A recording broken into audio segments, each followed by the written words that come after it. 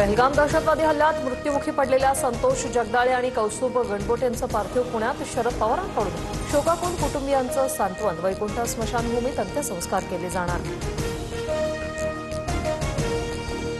जम्मू काश्मीरमध्ये अडकलेले पर्यटक विशेष विमानाने महाराष्ट्रात नागपूर मुंबई पुण्यासह आतापर्यंत 120 पर्यटक सुखरूप महाराष्ट्रात।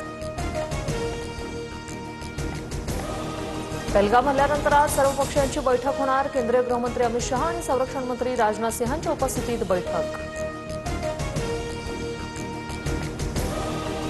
संकट काळात आम्ही केंद्र सरकारच्या पाठीशी, सरकार घेईल त्या निर्णयाला पाठिंबा असेल, मात्र विरोधकांचंही मत ऐकून घ्यावं। काश्मीर दहशतवादी हल्ल्यावर संजय राऊतांची प्रतिक्रिया। पहलगाम हल्ल्याच्या घटनेनंतर काश्मीरच्या विविध भागांमध्ये पोलिसांचा तगडा बंदोबस्त। 35 वर्षात प्रथमच जम्मू काश्मीरात ऐतिहासिक बंद। अतिरेकी हल्ल्यात 26 पर्यटकांची निर्घृण हत्या। जम्मू काश्मीरच्या उधमपूरमध्ये चकमक। पहलगाम हल्ल्यानंतर 24 तासात तिसरी चकमक। दिळू बसंतगडमध्ये सुरक्षा दलांनी दहशतवाद्यांना वेढलं। 1 जवान शहीद झाल्याची माहिती। भारतानं पाकिस्तानसोबतचा सिंधू पाणी करार थांबवला। भारताकडून अटारी बॉर्डरही बंद।